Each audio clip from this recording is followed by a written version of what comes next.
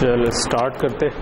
So last class में हमने example की थी डिजिटल बीम फॉर्मर का ट्रांसमीटर बनाने की एक तरह से कि इफ़ आई रिमेंबर करेक्टली तो हमने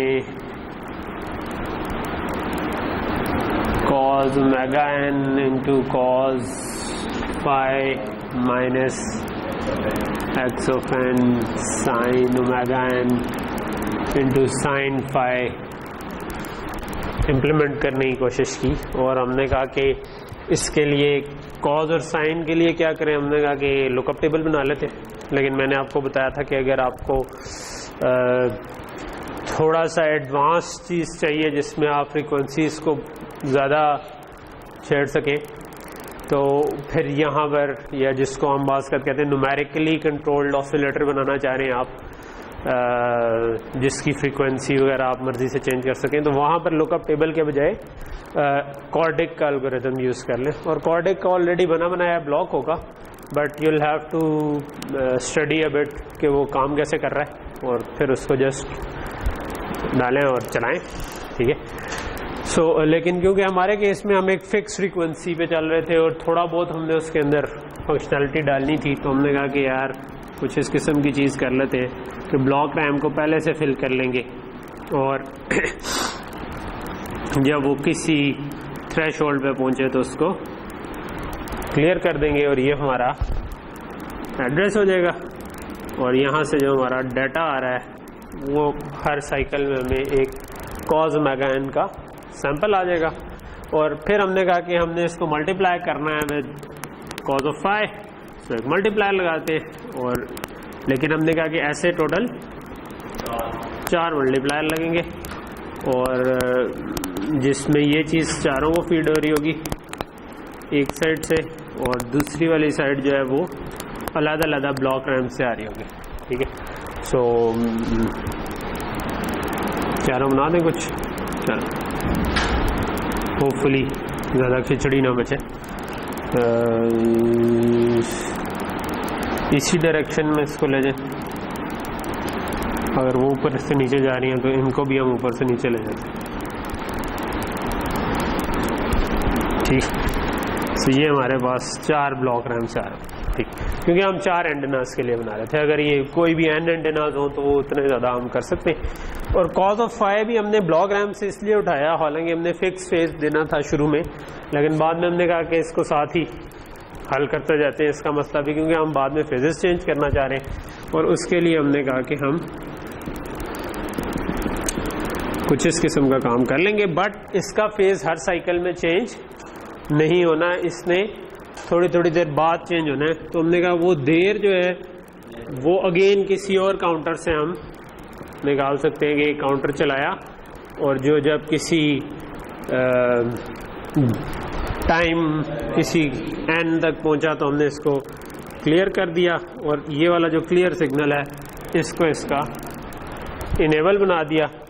और फिर हमने कहा कि अगर ये जितनी हमने डायरेक्शंस में देखना था उसमें हमने देख लिया हो तो हम इसको भी क्लियर कर देंगे एंड करके, तो हम इतनी डायरेक्शंस में देख लेंगे। और ये सारे जो हैं ये अगर हमने लट से 5 सैंपल्स करने थे तो इधर हम 4 लिखेंगे, यानी कि एक्चुअल में से उससे एक कम करके लिखेंगे, क्योंकि 0 से शुरू हो रहे हैं, 0 1 2 3 4।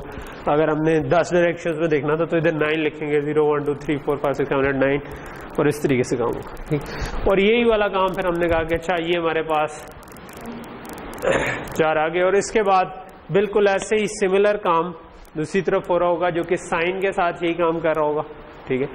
और फिर हमने कहा था कि अच्छा अगर जो साइन वाला है उसके साथ हम सबट्रैक्ट कर सकते हैं, ठीक है। सो सबट्रैक्ट करने के लिए मे भी बेहतर था कि हम इससे पहले x ऑफ n से मल्टीप्लाई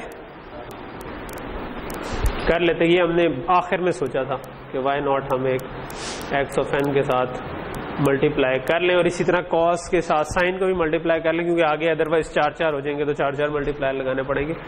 और तो x ऑफ n ये भी कंप्यूट हो गया, ये हमने कंप्यूट कर लिया। बिल्कुल इसी तरह का आर्किटेक्चर साइन के लिए बन जाएगा, सिर्फ ब्लॉक रैम के कंटेंट फर्क होंगे, यानी कि इसमें कॉस निकाला हुआ है, उसमें साइन निकाला हुआ है।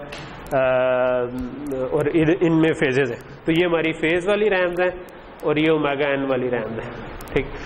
और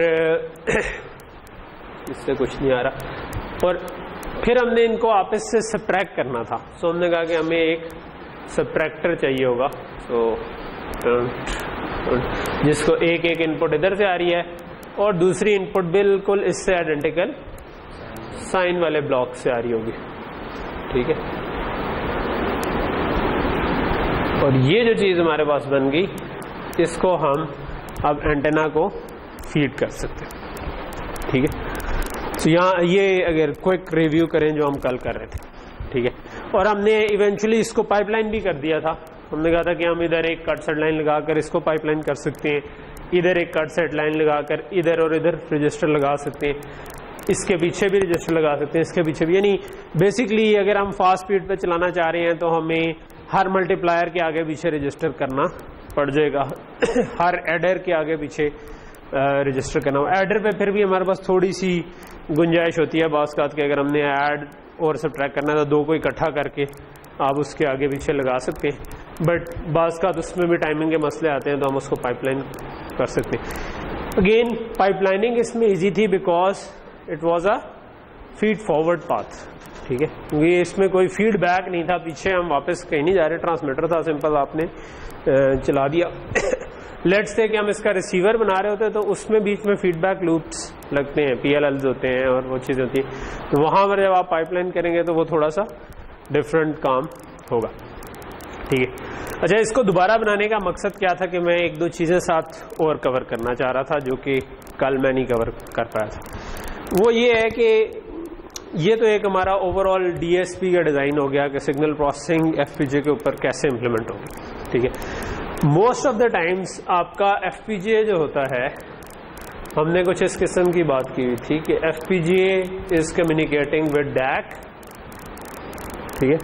लेकिन अमूमन FPGA के साइड पे, दूसरी साइड पे कोई कई दफ़ा PC कोई कनेक्टेड होता है, बाज़ का हम इसको कहते हैं होस्ट, ठीक है। जिस PC के अंदर हमने ये कार्ड लगाया या जिस PC की USB केबल पे हमने कार्ड लगाया, जिस PC की LAN केबल पे, डिपेंडिंग ऑन के कौन सा FPGA बोर्ड है, ठीक है। इट्स नॉट नेसेसरी कि हमेशा होस्ट के अंदर ही हो, लेकिन कई सिस्टम्स में ये होस्ट के साथ कनेक्टेड होता है। कुछ सिस्टम्स में आपको होस्ट की अलग से ज़रूरत नहीं होती, बल्कि आपका FPGA के, जिस तरह हम जिंक बोर्ड देख रहे हैं, सो जिंक बोर्ड के अंदर आपका एक आर्म की कोर ऑलरेडी है, तो it can act as a host itself, ठीक है। अच्छा, होता ये है कि अमूमन जब आप लेट से कि किसी होस्ट के साथ ये कनेक्टेड है, जिस तरह हम अपने जिंक बोर्ड को USB के साथ लगा दें, तो अब वो मेरे PC या मेरे लैपटॉप के USB के साथ कनेक्टेड एक बोर्ड है, ठीक है। अब उससे इस तरफ इनके, अब क्योंकि अगर लेट्स अज्यूमिंग के लेट्स से ये USB है, ठीक है, तो अमूमन इसके ना दो तरह के इंटरफेसेस हो सकते हैं, ठीक है। हम इन दो को अलग-अलग ट्रीट करते हैं। एक आपका कॉन्फ़िगरेशन इंटरफेस अमूमन हम कहते हैं, ठीक है, और एक हम कहते हैं, कहते तो नहीं है लेकिन चलो मैं उसको कहता हूँ डाटा इंटरफेस, मैं कह देता हूँ, ठीक है। It's not a standard term, ठीक। कि एक ये हो सकता था कि इस केस में सबका सब जो कुछ मैंने भेजना था वो तो FPGA के अंदर से ही चला जाना था, बिकॉज सवाई लेट से कि ये x ऑफ n जो आना है, ये x ऑफ n हो सकता है कि मैं चाहूँ कि इधर से भेजूँ, ठीक है। सो अगर मैं रियल टाइम में ये भेज रहा हूँ तो वो जो डाटा जा रहा है इधर से इधर, उसको मैं कह रहा हूँ डाटा इंटरफेस, ठीक है। और कॉन्फ़िगरेशन इंटरफेस क्या है, उसका मतलब है कि अगर मैं इसको डिफरेंट तरीकों से कॉन्फ़िगर कर सकता हूँ, ठीक है, यानी एक से ज़्यादा तरीकों से यूज़ कर सकता हूँ, तो उसके लिए मुझे इसके लिए कोई इंटरफेस चाहिए जिससे मैं बात कर सकूँ, ठीक है। सो फॉर एग्जांपल मैं USB के थ्रू चाहूँगा कि मैं ये सेट कर सकूँ कि ये थ्रेशोल्ड कितना है, कि भाई ये 5 सैंपल्स हैं या 50 सैंपल्स हैं या 500 सैंपल्स हैं या 1000 सैंपल्स हैं, ठीक है, क्योंकि ये डिपेंड करता है ना कि मैंने क्या फ्रीक्वेंसी जनरेट करनी थी। अभी जो हमने जनरेट की थी उसमें हमने सेटिंग ये रखी हुई थी कि भाई हम 30 मेगाहर्ट्ज़ जनरेट करना चाह रहे हैं और 150 मेगाहर्ट्ज़ का हमने डैक अज्यूम किया हुआ था, तो वो एग्जैक्ट मल्टीपल थे 5 टाइम्स के। अगर ये कोई और फ्रीक्वेंसी होती तो मुझे इसकी डेप्थ ज़्यादा चाहिए हो सकती थी, ठीक है। तो अब मैं चाहूँगा कि ये जो टी आ रहा है ये बजाय फिक्स होने के ये खुद किसी रजिस्टर से आए, एक रजिस्टर हो जिसमें ये जो टी थ्रेशोल्ड है ना ये इधर से आ रहा हो, ठीक है। और वो कंपैरेटर की इनपुट जो है वो एक फिक्स कंपैरिजन ना हो बल्कि ये आप सेट कर सके। इसी तरह ये जो n है कि कितने साइकिल के बाद मैंने इसको करना है, ये भी मैं चाहूँगा कि कन्फिगरेबल हो, ठीक है। तो मुझे t भी चाहिए, किसी तरह मुझे n भी चाहिए। फिर इसी तरह ये d जो है ये भी मैं चाहूँगा कि ये भी बाहर से आ जाए, ठीक है। फिर इसी तरह मैं चाहूँगा कि मैं किसी तरह इस ब्लॉक रैम को, एक तरीका तो ये है कि मैं जिस वक्त ब्लॉक रैम का इंस्टेंस बना रहा होता हूँ उसी वक्त उसको इनिशियलाइज कर दूँ, ठीक है। लेकिन मैं ये it would have been better कि मैं चलते सिस्टम में चाहूँ कि यार मैंने कोई और साइनोसॉइड जनरेट करनी है, किसी और फ्रीक्वेंसी की, और मैंने फेजेस चेंज करने हैं, तो मैं इस ब्लॉक रैम में लिखवा दूँ, ठीक है। सो अब ब्लॉक रैम्स जो है उनकी 2 पोर्ट्स होती हैं, हमें पता है, ठीक है। एफपीजे की अगर हम ब्लॉक रैम यूज कर रहे हैं तो अमूमन डुअल पोर्टेड ब्लॉक रैम होती है। तो इसका मतलब है कि इसकी पोर्ट बी इस वक्त फारिग है इन सब ब्लॉक रैम्स की, ठीक है। सो आइडियली अगर मैं किसी तरह ब्लॉक रैम जो है वो अब ये पूरे 1000 की आ जाती है, ठीक है, उस पर भी मैं लिखवा सकूं तो ये और भी अच्छा हो जाएगा, ठीक है। इसका मतलब ये होगा कि अगर मैंने यूएसबी के साथ ये सिस्टम लगा दिया है तो अब मैं सॉफ्टवेयर से फुली कंट्रोल कर सकता हूँ कि ये क्या कर रहा है, ठीक है। और मैं एक चलते हुए सिस्टम के अंदर, अभी वो किसी और डायरेक्शन में बीम स्टेयर कर रहा था, अब मैं उसको कहता हूँ मैंने फेजेस की वैल्यूज चेंज कर दी सारी ब्लॉक रैम्स में, इधर साइनोसॉइड की, अब वो किसी और फ्रीक्वेंसी पे किसी और जगह पर बीम स्टेयर करना शुरू होगा, ठीक है। तो ये बात समझ आ रही है ना। सो ये वाला जो इंटरफेस है जो ये काम कर सके उसको हम कहते हैं अमूमन कन्फिगरेशन इंटरफेस, कि मैं किसी होस्ट से या किसी तरीके से भी इसको कन्फिगर कर सकूं डिफरेंट काम करने का, ठीक है। ये जरूरी नहीं है कि हमेशा होस्ट से इस तरफ, बाज़ का हो सकता है कि होस्ट से एफपीजे और एफपीजे आगे बाहर की चीजों को कन्फिगर, हो सकता है कि ये डैक जो है ना इसका अपना एक कन्फिगरेशन इंटरफेस हो, ठीक है। यानी कि मैं पीसी वाले को, पीसी ने अगर बताना है डैक को कि भाई इस फ्रीक्वेंसी पे चलो, ठीक है, तो हो सकता है कि डैक जो मोस्ट ऑफ डैक्स जो होते हैं वो इस तरह नहीं होते कि वो सिर्फ एक ही फ्रीक्वेंसी पे चलते हैं, ठीक है। वो ऐसे होते हैं जिसमें आप बता सकते हैं कि भाई आप इस फ्रीक्वेंसी पे चलो, ठीक है। वो कैसे बताते हैं, अक्सर उनमें एक सीरियल बस होती है, एसपीआई हम कहते हैं उसको, या कोई इस किस्म का इंटरफेस होगा जिसके थ्रू आप बात कर सकें। तो आप एफपीजे के अंदर एक इसका इंटरफेस बना सकते हैं कि इधर से आप किसी रजिस्टर पर लिखवाएं और वो वाली वैल्यू मैं एसपीआई के थ्रू इसको भेज दूं, ठीक है। तो एक्चुअली ये होस्ट से जो आप इसमें लिखवा सकते हैं, कुछ आप चाहेंगे कि आपके अपने सर्किट की सेटिंग्स हो, कुछ आप चाहेंगे कि उसके बाहर जो कंपोनेंट्स लगे हुए हैं, डैक लगा हुआ है, कुछ और चीज लगी हुई है जिसको आप सेट कर सकें, वो भी आप इसी कॉन्फ़िगरेशन इंटरफेस के थ्रू सेट कर सकें। ये बात समझ आ रही है ना, ठीक है। तो प्रैक्टिकली जो सिस्टम बनते हैं तो उनमें कॉन्फ़िगरेशन इंटरफेस भी होते हैं और डाटा इंटरफेस भी होते हैं अमूमन, ठीक। अच्छा, मोस्ट ऑफ द टाइम्स अगर आप कोई बना बनाया कार्ड यूज कर रहे हैं तो उसमें ये वाला इंटरफेस ऑलरेडी बना होगा, ठीक है। अब जिस दिन आप अगर जेबो बोर्ड यूज कर रहे हैं, ठीक है, तो अब ये डिजिलेंट ने बनाया होगा, ठीक है। सो डिजिलेंट की आप वेबसाइट पे जाएंगे, जेबो की सपोर्ट फाइल्स उठाएंगे तो मोस्ट प्रोबेबली आपको कोई ऐसा इंटरफेस मिल जाएगा कि यूएसबी के थ्रू अगर आप उससे कम्युनिकेट करना चाह रहे हैं तो कर सके। मोस्ट ऑफ द टाइम्स ऐसे जो कॉन्फ़िगरेशन इंटरफेस होता है ना वो मेमोरी मैप्ड होता है, ठीक है। मैं बताता हूं कि मेमोरी मैप्ड का क्या मतलब है, ठीक है। वो मेमोरी मैप्ड होता है। मेमोरी मैप्ड का मतलब क्या है कि जनरली आपके पास, यानी कि आपने अगर कोई सॉफ्टवेयर लिखना है जिसके थ्रू इसको कंट्रोल करना है तो उसमें आपका राइट और रीड का फंक्शन अवेलेबल होगा किसी फॉर्म में, ठीक है। हो सकता है कि नाम कोई और हो, राइट का ना हो, रीड का ना हो, लेकिन जिस तरह बास बोर्ड में लिखा होता है पोक एंड पीक, ठीक है। सो पोक का मतलब है कि आप उस पर लिखवाना चाह रहे हैं और पीक का मतलब है कि आप उस पर यानी राइट के बजाय आपने पोक कह दिया, रीड के बजाय आपने पीक कह दिया। झांकना चाह रहे हैं कि वैल्यू क्या है, पीक। पोक का मतलब है कि आप उसको लिखवाना चाह रहे हैं, ठीक है। सो राइट के केस में दोनों केस में आपको एड्रेस और डाटा चाहिए होंगे, लेकिन राइट के केस में आपने एड्रेस और डाटा भेजना है कि इस एड्रेस पर ये डाटा लिखवा दो। और रीड के केस में हम एड्रेस भेजेंगे और जवाब में हमें डाटा आ जाएगा। यानी कि मैं सी में कोड लिख रहा हूं तो मैं कह दूंगा कि x is equal to read और उसमें मैं कुछ एड्रेस दे दूं तो वो मुझे बता दे, ठीक है। सो फॉर एग्जांपल मैं इस वक्त पढ़ना चाह रहा हूं कि t की क्या वैल्यू है, तो t का जो भी एड्रेस है वो मैंने दे दिया, इसने मुझे जवाब में बता दिया कि t के अंदर इस वक्त ये वैल्यू लिखवाई हुई है, ठीक है। तो यहां तक चीज क्लियर हो रही है, ठीक है, ओके। अच्छा, सो मेमोरी मैप का क्या मतलब है? मेमोरी मैप का मतलब ये है कि जो सॉफ्टवेयर लिखने वाले होते हैं ना, वो सीधे साधे बंदे होते हैं, ठीक है। वो ज्यादा कॉम्प्लेक्सिटियों में नहीं जाना चाहते, या हम चाहते हैं कि वो इस कॉम्प्लेक्सिटी में ना जाए, ये वाली कॉम्प्लेक्सिटी हम as a hardware engineer handle कर लें। उसको इस तरह नजर आए कि वो मेमोरी की डिफरेंट लोकेशन के ऊपर चीजों को लिखवा रहा है या उधर से पढ़ रहा है। असल में हमें पता है कि ये टी कहीं और पड़ा हुआ है, ये ब्लॉक रैम कहीं और पड़ी हुई है, लेकिन हम उसको चाहते हैं कि उसको जो एब्स्ट्रैक्शन दे, उसको जो तस्वीर दिखाएं, वो ये दिखाएं कि भाई तूने अगर यहाँ पर फेज रैम्स पर लिखवाना है तो इस एड्रेस पर लिखवा दो, अगर तुमने इसके ऊपर लिखवाना है, रजिस्टर के ऊपर लिखवाना है तो इस एड्रेस पर लिखवा दो, ठीक है। तो लेट्स अज्यूम कि आपके पास आप हार्डवेयर बना रहे थे और ऐसा कोई इंटरफेस ऑलरेडी इंप्लीमेंटेड था और वो आपको हार्डवेयर के अंदर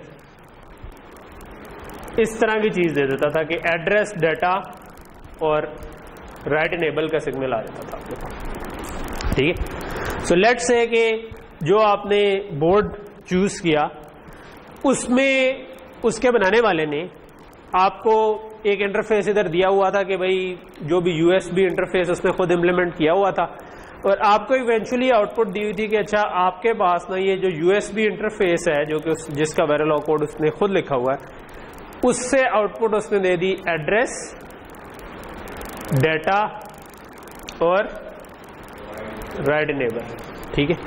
अब आपका एज अ हार्डवेयर इंजीनियर काम ये होगा कि आप ये मेमोरी मैप क्रिएट करें और सॉफ्टवेयर वाले को बता दें कि भाई तुमने इस जगह पर लिखा तो इसका ये मतलब होगा, इस जगह पर लिखा तो इसका ये मतलब होगा, ठीक। फॉर एग्जाम्पल हम इसी केस को देखते हैं। इस केस में लेट्स अज्यूम के जो मुझे एड्रेस आ रहा है ना वो भी 32 बिट का है और डाटा भी 32 बिट का है और राइट इनेबल 1 बिट का, ठीक है। तो यहां तक चीज समझ आ रही है ना कि आपको इसके अंदर ऑलरेडी वो लिखा हुआ किसी ने आपको दिया कोड, आपने उसके आगे सिर्फ मेमोरी मैप क्रिएट करना था कि किस जगह पर क्या चीज मैप होगी। और एग्जाम्पल यही है, ठीक है, कि हम यही वाला कोड हमने लिख लिया। अब हम चाहते हैं कि हम अपनी मर्जी से किसी भी जगह पर मैप कर दें चीजों को, ठीक है। तो अब इसकी कॉन्फ़िगरेशन लॉजिक किस किस्म की बनेगी, अब हम ये असल में डिस्कस करना चाहते हैं, ठीक है। ये अमूमन क्योंकि मैंने देखा है कि कई दफ़ा कोर्सेज में ये वाली चीज़ डिस्कस नहीं हो रही होती और आप जाके इंडस्ट्री में जब काम करना शुरू करते हैं तो आप फिर खुद काम करके सीख रहे होते हैं। लेकिन मैं चाह ये रहा हूँ कि ये वाली चीज़ें जो है ना आपको आइडिया शुरू से हो जाए, जब भी आप करें तो फिर आपको पता हो कि यार ये कोई साइंस नहीं है, सिंपल सी चीज़ ही है, तो फिक्र। सो फॉर एग्जांपल मैं मैप बना रहा हूँ, तो कुछ ऐसी चीज़ें हैं जो कि सिंगल रजिस्टर है और कुछ क्या चीज़ें हैं कि पूरी रैम्स है।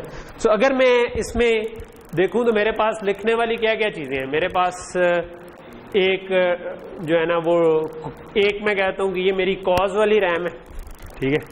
तो मैं कहता हूँ एक मेरी कॉज रैम है, ठीक है। एक अच्छा, अब कॉज रैम की डेप्थ कितनी है, ये बेसिकली 16/1024 हमने चूज की थी। हमने कहा था ये 16 बिट है, ठीक है। तो हमने इस तरीके से लास्ट टाइम हमने क्यू फॉर्मेट भी इनके सिलेक्ट किए थे कि 1.15 रखेंगे, जो चीज़ बनेगी 2.30 बनेगी, उसकी 1 बिट उड़ाएंगे, दोबारा 1.15 में कन्वर्ट कर लेंगे, ठीक है। सो मैंने क्या किया, कहाँ पर गया था मैं, हाँ यहाँ पर लिख रहा था। मैं इसको थोड़ा सा मिटा दूं ताकि क्लटर खत्म हो जाए। सो डाटा इंटरफेस इस केस में तो हमें चाहिए ही नहीं, so let's just focus on जो हमारा कॉन्फ़िगरेशन इंटरफेस है। तो उस केस में मेरे पास है कॉज रैम या कॉज बी रैम कहना चाहिए, जो कि 16/1024 है, यानी कि 1024 डीप है, 16 बिट वाइड है। ठीक है, एक मेरे पास है साइन रैम, वो भी 16 तो सारी ब्लॉक रैम हमने इसी साइज की बनाई। एक मेरे पास फेज रैम्स हैं फॉर कॉज, और 4 है मेरे पास साइन के। तो बाज़ का हम इसको आई और उसको क्यू कह देते हैं, बाज़ का मैं कहता हूं कि फेज आई वाली रैम्स है मेरे पास 4 × 16 × 1024, और फेज क्यू वाली मेरे पास रैम है 4 × 16 × 1024। ठीक है, सो और इससे हमारा ऑलमोस्ट सारी चीज़ें जो रैम से रिलेटेड है वो कवर हो गई। और लेट्स से कि मैं उसके अलावा जो है ये एन, डी और टी, ये 3 चीज़ें हैं जो कि कॉन्फ़िगर करना चाहता हूँ। ठीक है, तो मेरे पास 3 चीज़ें इसके अलावा हैं। ठीक है, सो इनको नाम ऐसे एन, डी और टी के बजाय कोई मीनिंगफुल हम दे सकते हैं। So N is kind of beam, या चलो इस वक्त नहीं रहने देते बजाय इसके कि हम कॉम्प्लेक्सिटी में उसको जाए।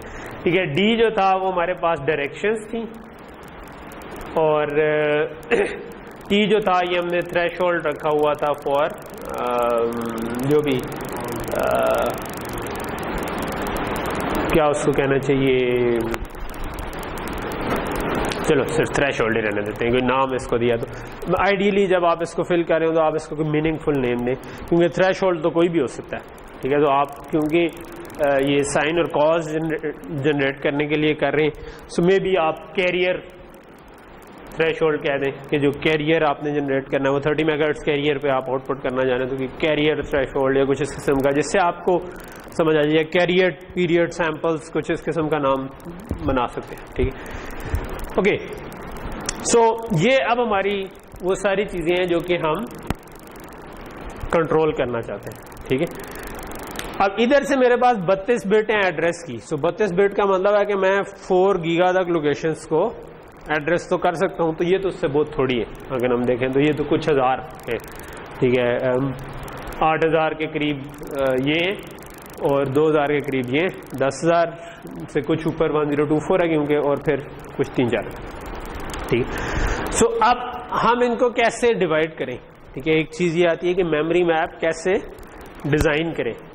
ठीक, सो मेमोरी मैप डिज़ाइन करते हुए फिर आप अमूमन ये करते हैं कि आप पहले कहते हैं कि मेरे एड्रेसेबल रजिस्टर्स की स्पेस कितनी है और रैम्स की स्पेस कितनी है, उसके हिसाब से डिज़ाइन करें। सो हम चाहते ये हैं, अब अगर ये किसी रजिस्टर, आवाज़ आ रही है चेक कर लो, क्योंकि बात का तो आवाज़ में बिजली जाती है तो ठीक है हो गया। और वो स्टैंड बाय पे तो नहीं हो गया? ठीक, अच्छा। सो अब जब मैं इसके पीछे लॉजिक बनाऊंगा कि जो इन रजिस्टर्स को लिखवा सके, ठीक है, सो मैं क्या चाहूंगा, मुझे इन रजिस्टर्स के ऊपर ये जो भी टी, डी और एन थे, जो डाटा आ रहा है इधर से, ये मैं इन सब के साथ टाई कर सकता हूं। ठीक है, लेकिन हर एक का इनेबल, रेज फाइल हमने पहले बनाई हुई है ना, तो रेज फाइल में किस तरह करते थे कि हर एक, तो मैं चाहता हूं कि इसका इनेबल अलग हो, इसका इनेबल अलग हो, इसका इनेबल अलग हो। तो लेट्स से कि मैं कहता हूं कि मैं 0 एड्रेस पे n लिखवा दूंगा, 1 एड्रेस पे डायरेक्शन लिखवा दूंगा, 2 एड्रेस पे थ्रेशोल्ड लिखवा। ऑल दो ये हमारे n जो है ना, ये कितनी बिट का होना चाहिए वैसे?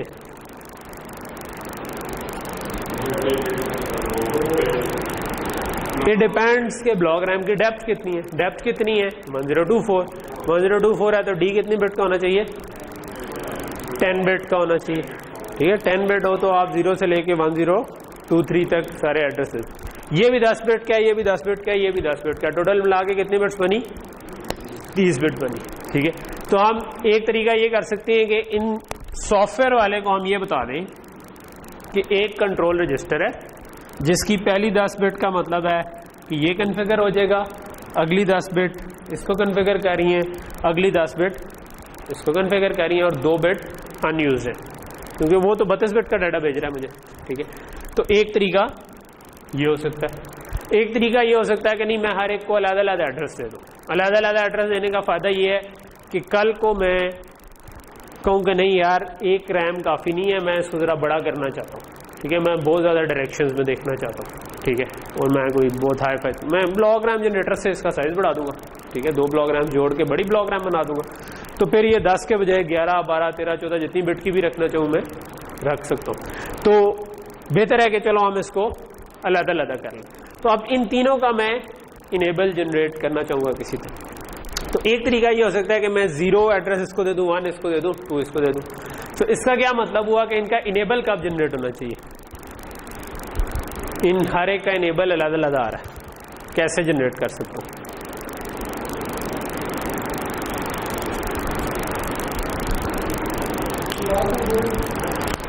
आपके पास यहां से एड्रेस जब 0 आए तो डाटा मैंने ऑलरेडी टाई कर दिया हुआ है। अगर एड्रेस 0 आए और राइट इनेबल 1 आए तो इस रजिस्टर पर ये डाटा लिखा जाए, ठीक है। तो अब जैसे ही मैंने ये इनेबल जनरेट किया तो डाटा इसके ऊपर लिखा जाएगा, डाटा तो टाइड है, ठीक है। तो मैंने सेम डाटा हर एक के साथ टाई कर दिया। तो डाटा ऑलरेडी मैंने टाई कर दिया। मैं कह रहा हूँ कि एड्रेस अगर 0 आए तो इस रजिस्टर पे लिखा जाए, 1 आए तो इस पे लिखा जाए, 2 आए तो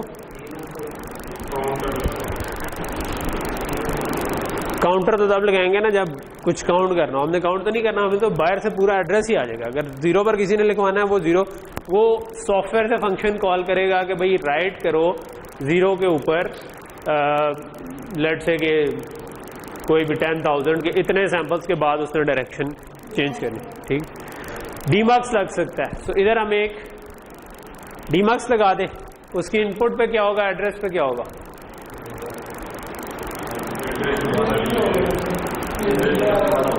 ये तो 3 का है तो क्या करें? हमेशा इनेबल रखें, लिखवाई जाए, चाहे किसी ने लिखवाना या नहीं लिखवाना। जब राइट इनेबल आएगा तब लिखवाना है। तो इनपुट क्या होनी चाहिए? राइट इनेबल 1 नहीं होनी चाहिए। पर एड्रेस क्या होना चाहिए? जो इधर से एड्रेस आ रहा है, लेकिन ये तो 3 बिट का है, 3 लोकेशंस हैं, और एड्रेस तो 32 बिट का है। तो अगर एक 1 to 3 डीमक्स हो तो उसमें ये एड्रेस की बिट्स कितनी होंगी?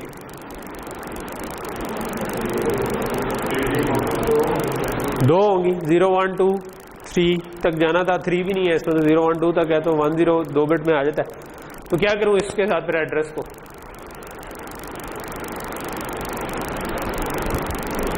एड्रेस को तो नहीं पूरा टाई कर सकता ना, तो किसको टाई करूं फिर?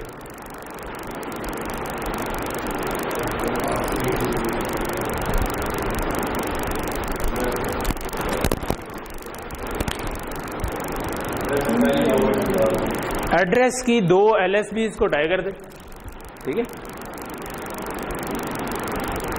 1 डाउन टू 0।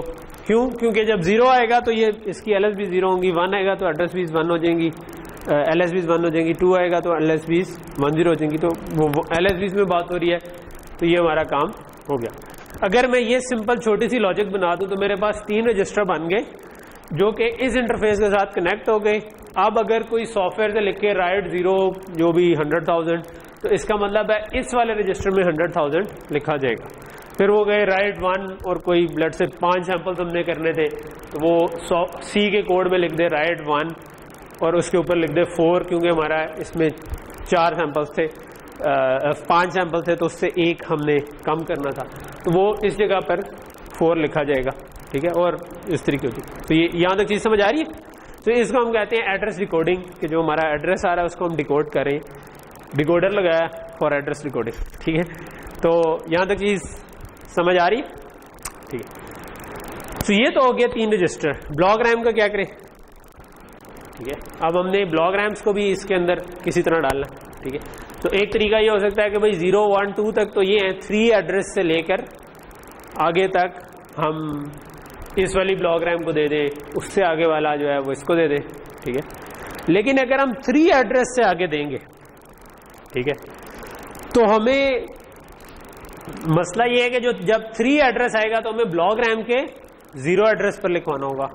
ठीक है, 0, 1, 2 तक तो वो एड्रेस यूज हो गए, 3 लिखवाना हुआ तो एक्चुअली हम 0 पर लिखवाना चाह रहे होंगे, 4 हुआ तो हम 1 पे लिखवाना चाह रहे होंगे, 5 हुआ तो ब्लॉक रैम के 2 एड्रेस पर। इसके लिए तो हमें कुछ सबट्रैक्टर लगाना पड़ेगा। ठीक है, तो उसका एक तरीका ये होता है कि ये जो आप एड्रेस स्पेस असाइन कर रहे होते हैं ना, आप उसको इस तरीके से असाइन कर देते हैं कि आपको ये एडर लगाना ना पड़े। ठीक है, क्योंकि हमारे पास खुली जगह है, 32 GB की जगह है, आप किसी ऐसी जगह पे प्लेस कर दें कि जहां पर हमें ये एडर लगाना ना पड़े। वो कैसे हो सकता है? वो ऐसे हो सकता है कि मैं जो कंसेप्चुअल एड्रेस स्पेस है कि जहां पर मैंने 3 रजिस्टर इधर लगाए थे, ठीक है, मैं इसको ऐसी जगह पे प्लेस करूं कि LSBs उसकी 0 ही आ जाए अगर इसका एड्रेस आ रहा हो। ठीक है, तो वो कैसे आ सकती हैं? ठीक है, वो आ सकती हैं मे बी मैं इसको 1024 पे प्लेस कर दूं। ठीक है, अगर मैं 1024 पे प्लेस करूंगा तो क्या होगा? तो मैं कहूँगा यार 0 से 1023 तक जो है ना, मैं कहूँ वो रजिस्टर्स की जगह है, उसमें से हमने यूज सिर्फ 3 किए। ठीक है, बाकी सारी जगह हमने यूज ही नहीं की। ठीक, अब 1024 से ऑनवर्ड मैंने कह दिया कि इस वाली रैम की जगह शुरू होगी।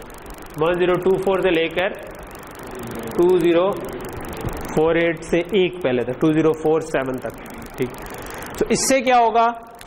इससे ये होगा कि जब इसका मैं राइट करूंगा ना 1024, तो इसका क्या मतलब था? इस पे मैं कोई भी वैल्यू लिखवाना चाह रहा हूँ, वैल्यू इस वक्त मैटर नहीं करती।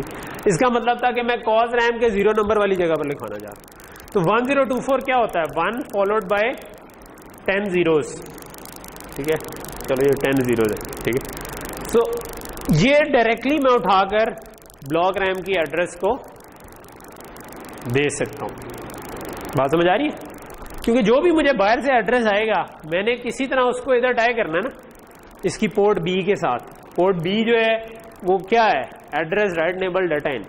ठीक है, 3 चीजें ही है ना, एड्रेस, राइट नेबल और डाटा इन है। तो अब मैं उसको किसी तरह उसके एड्रेस के साथ मुझे टाई करना है। तो बजाय ये कि मैं उधर इसको 4 से शुरू कर दूं, 4 से शुरू करूंगा तो मुझे एक सबट्रैक्टर हार्डवेयर में लगाना पड़ेगा जो भी एड्रेस आ रहा है उससे 4 को सबट्रैक्ट करे और वो 4 को 0 बना दे। ठीक है, मैं उसके बजाय इसको प्लेस ही ऐसी जगह पे कर लूं कि वो वाला सबट्रैक्टर की जरूरत मुझे ना पड़े। ठीक है, तो मेमोरी मैप डिजाइन करते हुए आप इस किस्म की चीजें कर रहे होते हैं। तो मैं आपको असल में इस एक्सरसाइज का जो मकसद है आज की वो है ही ये कि आप मेमोरी मैप डिजाइन करते हुए जो पर्सपेक्टिव है फ्रॉम डिजाइनर पर्सपेक्टिव चीजों को समझ लें। फॉर एग्जांपल अब कल को हम EXI वाली चीजें जब देख रहे होंगे ना, वहां पर भी ऐसी लिमिटेशंस आती हैं, लेकिन क्योंकि आपने डिजाइन किया होगा तो आपको पता होगा कि क्यों आती हैं। अगर आपने डिजाइन नहीं किया हुआ तो फिर आप सोचेंगे कि यार एवं ही इन्होंने दरमियान में जगह खाली छोड़ी हुई है। वो एवं ही नहीं असल में छोड़ी हुई। ठीक है, वो जिस वजह से छोड़ी है वो वाला सबट्रैक्टर हम बताना चाह रहे हैं। तो मैं आपको वो डिजाइनर पर्सपेक्टिव देना चाह रहा हूँ, क्योंकि जब आपने डिजाइनर पर्सपेक्टिव से चीजें की हुई होती हैं तो तब बहुत सारी चीजें जो ना समझने के लिए आपको एफर्ट नहीं करनी पड़ती, बल्कि आपको खुद ब खुद समझ आ जाती है। सो फ्यूचर में टाइम बचाने की कोशिश है। सो यहाँ तक चीज समझ आ गई? तो लेट से कि मैं कहता हूं कि 1024 से लेकर 2047 तक आपकी ये कॉज वाली रैम है, और 2048 से लेकर कितना बन जाएगा? 3095 तक ये होगी ये, या इससे नीचे लिख दूं तो 3096 से अगली शुरू हो जाए। ठीक, तो यही बनेगा वैसे? नहीं, ये नहीं बनेगा। 307 24 वो चौके होता है 4, नहीं 40 भी नहीं होगा। ये होगा आपका जरा 24 को 3 से ज़रब देना, 2 तिया 6 और 4 तिया 12, 7 2, ठीक है। सो 3072 बन जाएगा, ठीक है। तो यहाँ तक चीज़ समझ आ गई, ओके। तो ये मैंने कह दिया कि ये मेरी कॉज रैम है, ये मेरी साइन रैम है, ठीक है। अभी हम हो सकते, क्योंकि अभी डिज़ाइन कर रहे हैं, हो सकता है हम इसको चेंज कर दें, लेकिन जस्ट अभी हम इसको, अच्छा अब अगर मैंने इसकी लॉजिक बनानी है कि मैं इसको भी राइटेबल रखना चाहता हूँ, ठीक है। सो अब इसकी पोर्ट B है, तो मैं इसको दोबारा इधर ड्रॉ कर लेता हूँ कि ये लेट से ये सेम वही वाली ओमेगा n वाली रैम है और ये उसकी पोर्ट B है जिस पे एड्रेस भी है, डाटा इन भी है और राइट इनेबल भी है, ठीक है। मैंने ये फैसला किया कि यार 1024 से लेकर 2048 तक अगर एड्रेस आया तो इसका मतलब होगा कि मैं कॉज वाली ब्लॉक रैम पर लिखना चाहता हूं। तो अब यहां से मुझे एड्रेस, डाटा इन और राइट इनेबल आ गया, तो मैं इधर इनको कैसे टाइप करूं, इधर क्या लॉजिक बनेगी जो कि ठीक ठीक इस पे लिखवा ले अगर इस रेंज में डाटा, अगर एड्रेस आ रहा हो। डाटा के साथ क्या करूं, सबसे आसान काम करते हैं, डाटा जो है वो तो डायरेक्ट टाई हो गया डाटा के साथ, एड्रेस के साथ क्या करूं,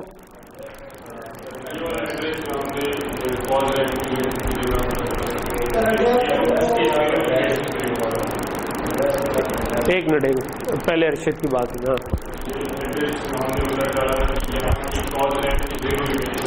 हाँ हाँ, यानी कि एड्रेस की LS20 राइट साइड वाली, MS20 नहीं, राइट साइड वाली LS20। तो इसका मतलब है कि जो भी एड्रेस आ रहा था उसकी कितनी डाउन टू 0 होंगी, ये मुझे कोई बताए।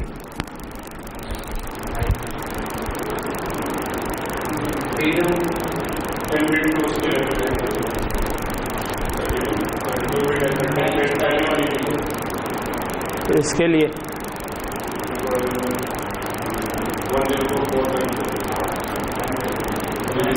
10 बिट्स होनी चाहिए। सो क्या मतलब हुआ, 9 डाउन टू 0, ठीक है। सो 9 डाउन टू 0 इसकी, क्योंकि ये वही 10 बिट्स है ना जो सेम रहेंगी। अगर मैंने 1024 कहा तो ये वाली 10 बिट 0 होंगी, 1025 कहेंगे तो ये 1 हो जाएगी, ठीक है। यहां पर 1 नहीं रहेगा। तो ये चीज आपको वैसे लॉजिक डिजाइन में भी पड़ी हुई है और ये आपको ये चीज मतलब पता होनी चाहिए कि लेट से कि मैं 1024 से लेकर 2047 तक जाऊंगा ना, तो होगा क्या कि यहां पर हमेशा 1 ही रहेगा, ये 0 से लेकर ऑल 1s तक चली जाएगी, ठीक है। सो इसका मतलब है इस 0 से लेकर 1023 तक जाएगी। तो इन LS20 को मैं डायरेक्टली टाइप कर सकता हूं कि जो भी एड्रेस आएगा, 0 आया तो 0 पे लिखवाना है, 1 आया तो 1 पे लिखवाना है, एंड सो ऑन। और ये जो MSB है, ये इससे आगे वाली बिट्स हमेशा 1 रहेंगी। तो ये एक मजे की चीज है, ठीक है, इसको हम यूज कर सकते हैं आगे। तो एड्रेस और डाटा तो क्या, राइट इनेबल के साथ क्या करें,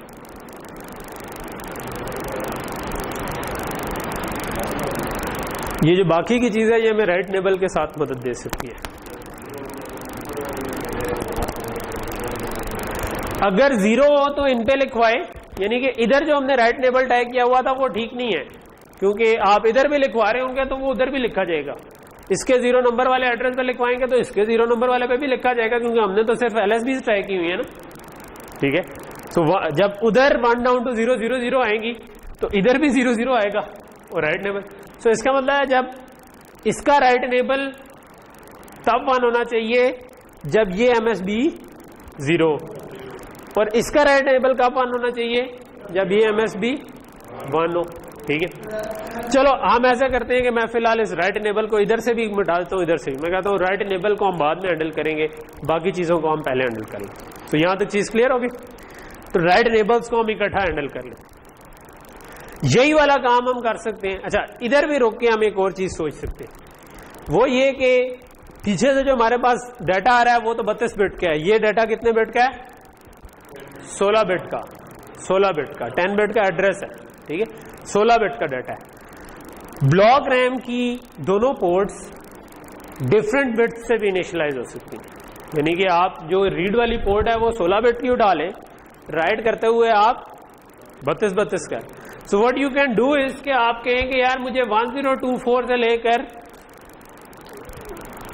2048 तक नहीं चाहिए, ठीक है, मुझे एक्चुअली इसके लिए तो 512 लोकेशंस चाहिए, क्योंकि ये 32 में मैं लिखवा सकता हूं, तो मुझे तो पूरी 1024 नहीं चाहिए। तो मैं इसको 9 के बजाय 8 डाउन टू 0 कर सकता हूं। 8 डाउन टू 0 करके उसके हिसाब से तब मैं ये कह सकता हूं कि अच्छा ये वाली रैम जो है ना, ये एक्चुअली मैं 512 से स्टार्ट कर सकता हूं कि 512 से लेकर 1023 तक ये रैम हो जाएगी, 1024 से लेकर 1024 प्लस 512 जितना भी बनता है, ठीक है, कितना बन जाएगा 512 ऐड करना था ना, 512 इसमें ऐड करेंगे तो 1526 होगा, है ना, इफ आई एम राइट। बहरहाल इसमें ये अगर गलत भी है ना, एक मिनट यार, ठीक है, ठीक कह रहे, ठीक है, 1 हाँ 35 होगा, ठीक है। तो यहां तक, और इसी तरह मैं फिर अगली ब्लॉक रैम का बता सकता हूं, ठीक है। तो यहां तक चीज समझ लग रही है, ओके। तो इसका मतलब है कि फिर मुझे अब ये वाला जो लाइन थी मैंने लगाई, ये एक्चुअली एक पीछे चली गई, और ये वाला 1 स्टिल 1 ही हो जाएगा, यानी कि 0 से 511 तक आपके 0 से लेके 9 1s आएंगे, उसके बाद ये 1 हो जाएगा, और 0 से लेकर 511 दोबारा आएंगे, तो आप इस वाली ब्लॉक रैम पर लिख पा रहे हैं, ठीक है। उससे आगे वाली रैम मैंने किधर मैप कर दी है, साइन वाले पे लट से, ठीक है। सो अगेन वो बिल्कुल यही चीज हो जाएगी, राइट इनेबल उसका भी ना टाई करें, उसकी भी एड्रेस टाई कर दें एड्रेस से, डाटा इन टाई कर दें डाटा इन से। उस केस में क्या होगा, अगेन ये दोबारा 0 0 हो जाएगा, नहीं, लेकिन यहां पर आपके पास आएगा 1 0, जस्ट लाइक हमने देखा था ना ट्रूथ टेबल जिस तरह ग्रो कर रहे होते हैं कि पहले बिट 1 0 1 0 1 0 1 हो रही होती है, दूसरी 0 0 1 1, फिर 4 0 4 1, फिर 8 0 8 1। तो जब हम इतनी बिट्स तक पहुंचते हैं तो वो 512 0 512 1 इस तरीके से चल। सो ये 1 आ रहा है, ये आपके पास 2 आ जाएगा, लेकिन उसके पीछे वाली बिट्स 0 होंगी। सो ये 2 के साथ टाई हो जाएंगी, और फिर इस तरह मेरे पास आगे 8 और रैम्स हैं, ठीक है। सो 2 ये 8 और है, ठीक है, वो मैं सारी 512 की बाउंड्री के ऊपर रख सकता हूं। सो इन अदर वर्ड्स मेरा मेमोरी मैप इस तरीके से डिफाइन हो गया कि मैंने पहली 512 लोकेशंस रख दी फॉर रजिस्टर्स, अगली 512 रख दी फॉर कॉज रैम, अगली रख दी फॉर साइन रैम, अगली 4 का सेट जो 512 का था वो phase RAM 0, phase RAM 1, phase RAM 2, phase RAM 3, अगली 4 का जो सेट था वो क्यू वाली phase RAM 0, phase RAM 1, phase RAM 2, phase RAM 3, ये हमने रखी। तो ये जो हम जिस प्रोसेस से गुजरे हैं इसको हम कहते हैं कि आपने मेमोरी मैप डिफाइन किया, ठीक है, हमने अपना मेमोरी मैप डिफाइन किया। अच्छा, अब एक चीज रह गई कि इनके राइट इनेबल कैसे जनरेट करें, ठीक है। सो मैं थोड़ा सा, अगर ये वाली तो तस्वीर हमें अब क्लियर है तो इसको मैं उठा देता हूं। जी जी,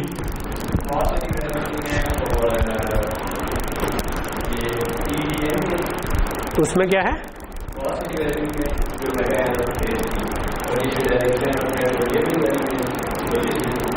नहीं, हमने तो ये कहा है कि इस केस में क्योंकि ये अब 10 बिट का है तो हम 32 में से 10 LSB उठा लेंगे। ये मैंने जो डाटा टाइप किया हुआ है ये एक्चुअली डाटा 9 डाउन टू 0 है, ठीक है। तो बाकी हमने नहीं किया, उसकी वो भी कर सकते थे, वो हम ये कर सकते थे, एक ही कंट्रोल रजिस्टर बनाते हैं, उसके अंदर तीनों चीजें डाल देते, तो फिर कहते हैं कि जब भी एड्रेस 0 आएगा तो तीनों वैल्यूज इकट्ठी लिखी जाएंगी। अलग-अलग का फायदा ये जगह तो हमारे पास थी, तो हम 512 तक तो बना ही सकते।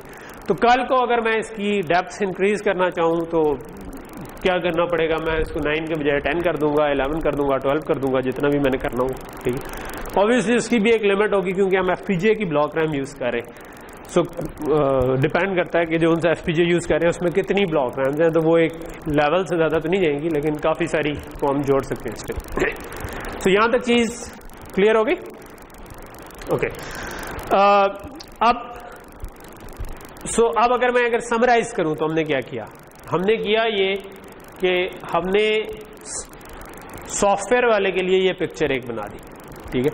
हमने उसको कहा कि भाई तूने अगर लिखवाना है तो ये तेरे 3 एड्रेस है 0, 1 और 2, इसके ऊपर तू लिखवा दे n डायरेक्शंस, ये खैर पढ़ा ना जाए शायद, लेकिन थ्रेशोल्ड, ठीक है। फिर 512 से लेकर 1023 तक तो लिखवा दे ये आपका कॉज वाले, ठीक है, सैंपल्स, ठीक है। और फिर 1024 से लेकर आगे कई दफ़ा हम इसको टेबुलर फॉर्म में लिख देते हैं, ठीक है। आप अगर डाटा शीट्स देख रहे हो तो उसमें टेबल एक बना होगा, उसमें बताया होगा, अच्छा एड्रेस रेंज बताई होगी कि यार 512 से लेकर 0 से लेकर 511 तक रजिस्टर्स, ठीक है, स्पेस, और फिर 512 से लेकर 102। अमूमन हम इसको हैग्स में लिखना ज़्यादा पसंद करते हैं, ठीक है, उस तरह ज़रा ज़्यादा ईजी हो, क्योंकि हैग्स और बाइनरी एक दूसरे, तो हम बार बार यही देख रहे थे ना कितनी बिट्स तक आ रहा है और उसके बाद 0 हो रहा है। तो हम कई दफ़ा इसको, अगर आप 511 तक जाना चाह रहे हैं तो ये एक्चुअली 511 इज़ 9 1s, ठीक है। सो इसका मतलब है 2 F होंगे तो ये पूरा 8 होगा, तो 0x 1 FF आप इसको कह दो, ठीक है। फिर आप इसको कह दोगे कि 0x200 से लेकर, इससे अगला क्या होगा, वो 20 बन जाएगा, 200 से लेकर आप कह दोगे कि यार 3FF तक जो बन रहा है, ठीक है, कि वो सारी बिट्स हो जाएं, वो आप कह दोगे कॉज रैम है, ठीक है।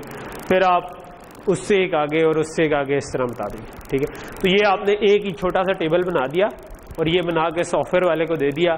इसको हम कहते हैं मेमोरी मैप डॉक्यूमेंट, ठीक है, कि आपके मेमोरी मैप क्या है, ताकि सॉफ्टवेयर वाले के लिए ज़िंदगी आसान है। उसको नहीं पता कि नीचे हमने एड्रेस रिकॉर्डिंग की क्या लॉजिक लगाई है, उसको ये पता है कि भाई मैंने इस एड्रेस पे ये डाटा लिखना है तो ये लिखा जाएगा, ठीक है। फिर भी सॉफ्टवेयर वाले रोते रहते हैं कि हमें बड़ा काम है, लेकिन बहरहाल ओके। सो 1024 से लेकर 1024 प्लस 512 जो भी था उस पर अगला आ गया, ठीक है। ओके, तो ये चीज़ आपको समझ आ गई। अब हमारा जो एक आखिरी चीज़ रह गई थी वो था कि इनके राइट इनेबल्स जनरेट करने, ठीक है। तो इनके राइट इनेबल्स जनरेट करने के लिए हमें क्या करना पड़ेगा? इनके राइट इनेबल जनरेट करने के लिए सबसे पहले मैं चाहूँगा कि जो इंट्यूटिव सेंस बनाए ना, वो जिस तरह बाइनरी नंबर ग्रो करते हैं उसकी सेंस बनाए, ठीक है। सो अगर ये हम चल रहे हैं तो हमारे पास पहली जो रेंज है ना वो यहाँ 0 से लेकर 511 तक जा रही है, यहाँ पर भी 0 से 511 तक जाती है, यहाँ पर भी 0 से 511 तक जाती है, लेकिन यहाँ पर पहली दफ़ा 0 आता है, फिर 1 आता है, फिर 2 आता है, फिर 3 आता है, फिर 4 आता है, ठीक है। और ऐसी हमने कितनी बनाई हुई है? एक रजिस्टर्स के लिए थी, दूसरी इसके लिए, तीसरी इसके लिए, और फिर 8 इनके लिए, ठीक है। 8 9 10 11 हमारी ऐसी रेंजेस हैं, ठीक है, कि 0 से लेकर आखिरी जो होगा ना वो उसमें 10 आ रहा होगा, और इधर आप 0 से लेकर 511 तक ही जा रहे हो, ठीक है। तो हमने इसके हिसाब से LSBs को तो टाई कर दिया है। राइट इनेबल जनरेट करना है, क्या करें? हमने रजिस्टर्स का भी राइट इनेबल जनरेट करना है, हमने हर ब्लॉक रैम का राइट इनेबल जनरेट करना है। उसकी MSB को क्या करें? राइट इनेबल तो 1 बिट है, MSBs तो बहुत सी बिट्स हैं। डीमक्स लगा सकते हैं, ठीक है, डीमक्स लगा दें, एक डीमक्स बनाए, ठीक है। ये 0 से लेकर 10 तक हमारे काम के एड्रेसेस हैं। सो कितनी बिट का डीमक्स होना चाहिए? 4 बिट का। इन 4 बिट में मैं क्या टाई करूं?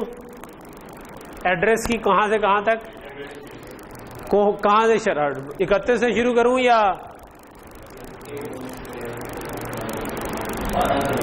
10 11 12 13, 9 डाउन टू 0 जो थी वो उधर चली गई, 10 11 12 13 इधर टाइप कर दी। और जो बाहर से राइट इनेबल आ रहा था, जो कि हमारे पास जो भी इंटरफेस था वो इसकी इनपुट पे आया, अब आपके पास यहाँ पर बेसिकली तो 16 सिग्नल आ गए, लेकिन हमारे 11 उसमें काम किया है, 0 से लेकर 10 तक। ये अगर आ गया, इसको टाई कर दे रजिस्टर के राइट नेबल से, ये वाला जो राइट नेबल है इसको टाई कर दें कॉज रैम से, इसको कर दें साइन रैम से, अगले को कर दें फेज रैम से, अगले को कर दें अगली वाली फेज रैम से, एंड सो ऑन। ठीक है, तो ये पूरा प्रोसेस समझ आ रहा है? ठीक है। सो हार्डवेयर के अंदर जब आप एफपीजीए के अंदर कोई मेमोरी मैप बना रहे होते हैं, उससे ये मुराद होती है, जो कि अभी आज की क्लास में हमने किया, कि हमने एक हार्डवेयर तो बना लिया था पहली पिछली क्लास में तकरीबन पूरा ही, लेकिन वो फिक्स्ड हार्डवेयर था। उसमें आप बिट स्ट्रीम लिखवाते हुए जो लॉजिक लिखवा देंगे वो ही चलेगी। ठीक है, अगर आप उसको चेंज करना चाहते हैं तो आप दोबारा सिंथेसाइज करेंगे विद अ डिफरेंट डाटा और फिर दोबारा चलाएंगे, तो वो डिजायरेबल नहीं है। उसके बजाय हमने क्या कर दिया कि उसकी चीजों को कन्फिगरेबल बना दिया। ठीक है, कन्फिगरेबल मीन्स कि आप सॉफ्टवेयर से रन टाइम पे लिखवा सकते हैं। ठीक है, सॉफ्टवेयर वाला राइट का फंक्शन कॉल करे और उसको लिखवा दे। ठीक है, अब ये सॉफ्टवेयर खुद कहाँ हो सकता है? अगर आप ज़ेबो बोर्ड यूज करें, it can be on arm processor, आप आर्म प्रोसेसर के थ्रू लिखवा दें। ठीक है, ये प्रोसेसर आपका लैपटॉप हो सकता है जिसके जरिए आप यूएसबी के थ्रू लिखवा दें। ठीक है, आपको जो एब्स्ट्रैक्शन दी हुई है वो ये एड्रेस डाटा वाली एब्स्ट्रैक्शन दी हुई है कि आपने राइट करना है और रीड करना है। ये आप किसी इंटरफेस पे भी डाल सकते हैं। आप चाहें तो ये लैन के थ्रू कन्फिगर करवा लें, आप चाहें तो आप यूएसबी के थ्रू कन्फिगर करा लें, आप चाहें तो पीसीआई एक्सप्रेस के थ्रू कन्फिगर करा लें, लेकिन इन दी एंड जो मेमोरी मैप इंटरफेस होगा वो ये वाली एब्स्ट्रैक्शन वाला इंटरफेस के जिसमें आप एड्रेस और डाटा क्यों इसको मेमोरी मैप कहते हैं? क्योंकि सॉफ्टवेयर वाले के ज़हन में ये एक मेमोरी है। ठीक है, उसको पिक्चर जो चाहिए वो यहां तक क्लियर है कि यार मैंने मेमोरी की इस जगह पर लिखवाना है तो मेरा काम हो जाएगा। ठीक है, तो आपने जो एक्चुअल कॉन्फ़िगरेशन थी वो मेमोरी पर मैप करनी। ठीक है, उसके लिए तो हम इसलिए इसको मेमोरी मैप इंटरफेस। ठीक है, अक्सर आजकल के जो मॉडर्न सिस्टम्स हैं उनमें आप चीज़ों को मैक्सिमम कॉन्फ़िगरेबल रखते हैं। ठीक है, सो एक टर्म आपने यूज की होगी, प्रीफिक्स आपने अक्सर जगह पढ़ा होगा, सॉफ्टवेयर डिफाइंड। अब आप कुछ लोग हैं उनका फाइनल ईयर प्रोजेक्ट है सॉफ्टवेयर डिफाइंड रेडियोस पे। ठीक है, कुछ लोग काम कर रहे हैं सॉफ्टवेयर डिफाइंड नेटवर्किंग पे, कुछ कर रहे होंगे सॉफ्टवेयर डिफाइंड रडार के ऊपर। ठीक है, तो वो जो सॉफ्टवेयर डिफाइंड जब हम कह रहे होते हैं ना, उसका मतलब वो लूज टर्म है वैसे थोड़ी सी वो, लेकिन उसका जनरली मतलब ये होता है कि आप मैक्सिमम हिस्सा सॉफ्टवेयर कन्फिगरेबल बना दें। ठीक है, यानी कि सेम हार्डवेयर को एक कन्फिगरेशन दें तो वो एक काम करता हो, कोई और कन्फिगरेशन दें तो वो उससे डिफरेंट काम भी कर सके। ये अभी भी एक तरह की फिक्स कन्फिगरेशन ही है। ठीक है, मतलब इससे ज्यादा सॉफ्टवेयर डिफाइंड भी हो सकता था। एक प्योर सॉफ्टवेयर होता है कि आपका सारा कुछ प्रोसेसर के ऊपर ही चल रहा होता और आप उसके ऊपर कोई और प्रोग्राम डालें तो वो बिल्कुल ही डिफरेंट काम करना शुरू कर दें। This is not a processor, this is a fixed hardware जो कि एक फिक्स काम ही कर रहा है, लेकिन कुछ हिस्सा आपने इसका कन्फिगरेबल बना दिया। ठीक है, तो यहां तक चीज क्लियर होगी? ओके, लेट्स सी कि हमारा टाइम कितना बचा है। ठीक है, टाइम भी काफी है। आई थिंक कि मैं जो कन्फिगरेशन इंटरफेस के पॉइंट से जो कवर करना चाह रहा था वो मेरा ख्याल है कवर हो गया है, तो अब इसको मिटाया जा सकता है। ठीक है, बास केसेस में आप डाटा इंटरफेस भी चाह रहे होते हैं। डाटा इंटरफेस जो होता है उसको बास का स्ट्रीमिंग इंटरफेस भी कहते हैं। ठीक है, और बाज का वो मुश्किल हो जाता है, मतलब मेरा एक्सपीरियंस जो रहा हुआ है कि अगर आपने होस्ट से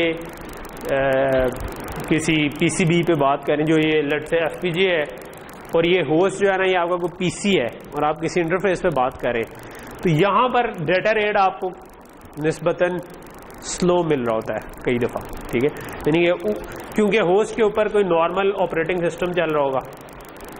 ठीक है, तो लेट से विंडोज चल रही है, अब विंडोज चल रही है और आप इधर से डाटा उठाना चाह रहे हैं, तो विंडोज जो है ना वो हर प्रोसेस विंडोज के ऊपर जितने एक वक्त में आप प्रोसेस में जाके देखें तो बहुत सारे टास्क मैनेजर में बहुत सारे प्रोसेस चल रहे होते हैं, तो उसका एक अपना एल्गोरिथम है जिसके हिसाब से वो सारों को कहता है कि भाई तुम्हारे लिए इतना टाइम, तुम्हारे लिए इतना टाइम, तुम्हारे, क्योंकि अंदर प्रोसेसर तो 1 या 2 कोर्स ही लगी होंगी या 4 कोर्स लगी होंगी, तो वो उनको किसी तरह स्केड्यूल कर। तो यहाँ पर कई दफ़ा डाटा की स्पीड के हिसाब से बॉटलनेक्स आ जाती हैं। आप फ्यू मेगाबिट्स तक अगर डाटा भेज रहे हो तब तो चल जाता है, लेकिन आप वो टेंस ऑफ मेगाबिट्स में जाना शुरू कर दें तो फिर या तो आपको इधर ऑपरेटिंग सिस्टम चेंज करना पड़ेगा कि आप इधर कोई RTOS लगा दें। RTOS stands for real time operating system, ठीक है, जो हमारे कोर्स से ताल्लुक इस वक्त नहीं रखता, लेकिन it's a closely linked concept, ठीक है। सो जिस तरह लिनक्स का कुछ वेरिएंट्स हैं जो कि रियल टाइम ऑपरेट कर सकते हैं, रियल टाइम सिस्टम्स के अंदर आप फिर ऑपरेटिंग सिस्टम में बता सकते हैं कि इस वाले टास्क को हर सेकंड में इतनी देर के बाद ज़रूर टाइम देना है, ठीक है। तो उस केस में जो आपका स्ट्रीमिंग इंटरफेस होते हैं ना, उनमें आप अमूमन फिर क्या कर रहे होते हो कि जनरली आपकी कोई शेयर्ड रैम होती है, ठीक है, और ये यहाँ से इसके ऊपर डाटा लिखवा के इसको इंटरप्ट कर देगा, ठीक है, और उधर वो इंटरप्ट का हैंडलर उठाएगा उस डाटा को और आगे प्रोसेस करेगा, ठीक है। लेकिन अगर आप ये वाला काम ये होस्ट FPGA के अंदर ही हो, जिस किस्म का अभी जिंक की चिप है कि आपके पास आर्म की कोर इसके अंदर ही है, ठीक है, आर्म की कोर FPGA के अंदर ही है, अब आप इधर डाटा रेट ज्यादा अचीव कर सकते हैं, ठीक है। आप हो सकता है कि इधर ऑपरेटिंग सिस्टम डाले ही ना, ठीक है, आपने लैब में कोई बेयर मेटल एप्लीकेशन बनाई है या RTOS के साथ चलाई है? बेयर मेटल, ठीक है। तो इसकी दो तरह की एप्लीकेशन होती हैं, एक कहलाती है बेयर मेटल एप्लीकेशन, सॉरी मेरा फोन जो है ना आजकल मसला कर रहा है, ये एक लूप में चल पड़ता है, of restart restart restart restart, तो ये चलना, ठीक, और मैं इसको फिक्स नहीं कर सकता, और ऐसे मौकों पर घर वाले कहते हैं तू चंगा इंजीनियर है, फिक्स ही नहीं कर सकता तो फिर उनको समझाना ज़रा मुश्किल होता है। ये आपको भी कहते होंगे इलेक्ट्रिकल इंजीनियर है, इस्त्री खराब हो गई है तो इसको फिक्स है, थोड़ा बहुत वैसे कर। ओ भाई क्या हो गया यार, गर्मी का आ गया लगता, अभी वैसे गर्मी इतनी हुई तो नहीं।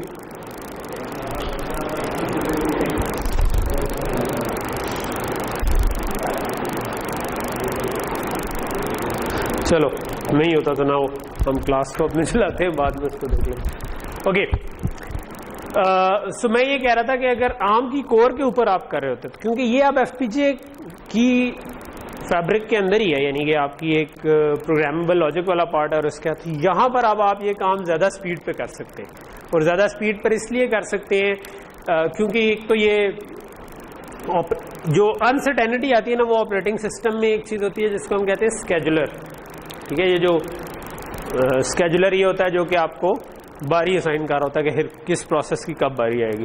सो जनरली जो आम ऑपरेटिंग सिस्टम होते हैं उनमें वो स्केजुलर ऑप्टिमाइज हुआ होता है इस हिसाब से कि सारे टास्क को फेयर डिस्ट्रीब्यूशन मिले, ठीक है। तो वो कोशिश कर रहा होता है कि हर एक को बारी मिलती जाए और यूज़र को बेस्ट रिस्पॉन्स टाइम किस तरह की स्कीम से मिलेगा वो हिसाब से। लेकिन अगर आपने कोई क्रिटिकल एप्लीकेशन करनी है, जहाज को मोड़े थे और पता चले कि नहीं वो कहे कि नहीं, ये जो दूसरा बंदा गेम खेल रहा था उसकी बड़ी देर से बारी नहीं आई, तो उसको वो जो मोड़ने वाला है वो लेट हो जाए और फिर आप दोनों अल्लाह को प्यारे हो जाएंगे।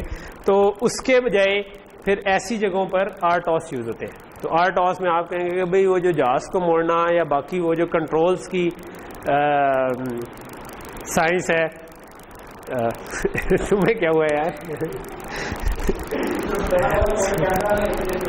अच्छा वो पीछे जो है ना, जिस तरह वो मैट्रिक्स में नहीं यूं करके बच रहा था, मैंने कहा यार मैं फायरिंग तो नहीं की थी सो ऐसे केस में फिर RTOS अमूमन यूज होते हैं। और अच्छा खैर एनीवे, इस केस में जो आप कोर यूज कर सकते हैं इसमें दो तीन ऑप्शन है। एक कहलाती है बेयर मेटल एप्लीकेशन, जो कि आपने लैब में बनाई है। बेयर मेटल एप्लीकेशन ये है कि भाई इस प्रोसेसर के ऊपर मैं कोई ऑपरेटिंग सिस्टम इस वक्त नहीं चला रहा, जो मैंने प्रोग्राम बनाया बस यही चलाऊं, ठीक है, और किसी की कोई बारी शारी का चक्कर ही नहीं है। तो आपकी एक ही प्रोग्राम चल रहा है तो बस वही चलता रहेगा, ठीक है, तो वो चलेगा फास्ट, ठीक है, उसमें नहीं। ऑपरेटिंग सिस्टम अगर आप इस पर लोड करना चाहें तो आप इसमें लिनक्स को बूट कर सकते हैं, ठीक है, और वो लेने उसके ऊपर प्रोग्राम चलाना चाहें तो वो भी चला सकते हैं, ठीक है। उसके अपने फायदे, उसके फायदे ये हैं कि आप ऑपरेटिंग सिस्टम के फंक्शंस अगर कोई यूज़ करना चाह रहे हैं, आप मल्टीपल एप्लीकेशन चलाना चाह रहे हैं, एक दूसरे से बात करना चाह रहे हैं, काफ़ी कुछ करना चाह रहे हैं, तो वो मैं एक और ट्राई कर दूं, मैंने चार्जिंग पे लगाया हुआ था इसको था। हाँ क्या हो गया, भेज दूं तुम्हें भेज दूं, गरीब लोग हैं अभी, फोन शोन कौन आप खरीदे हैं। ओके, तो यहाँ तक चीज़ क्लियर होगी। ओके चलो, ये वाली चीज़ जो है यहाँ पर मैं इसको रोकता हूँ, क्योंकि ये वाली सारी आपको शायद कहानियाँ अभी लग रही हों और कोर्स से डायरेक्टली रिलेटेड नहीं है, मगर ये जो आर्ट ऑफ वाली डिस्कशन थी।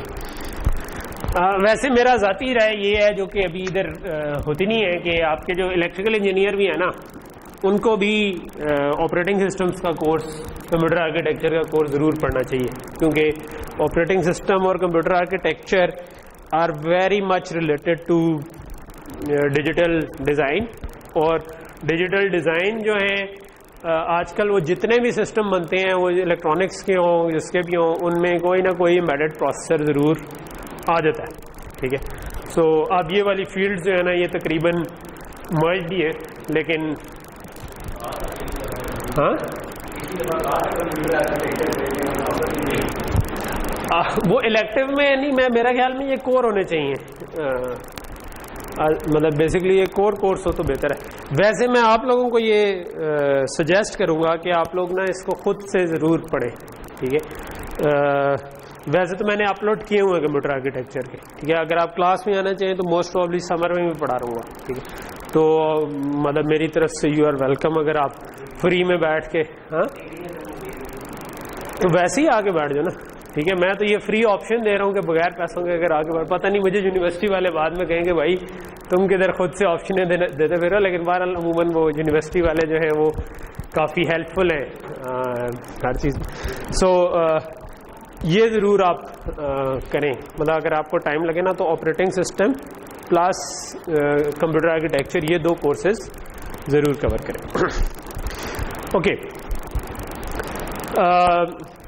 अब हम एक और एग्जांपल कर लेते हैं, ठीक है, बिफोर एंड ऑफ क्लास, ठीक है।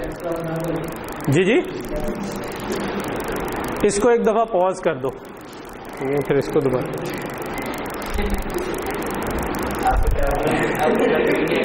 हाँ, आप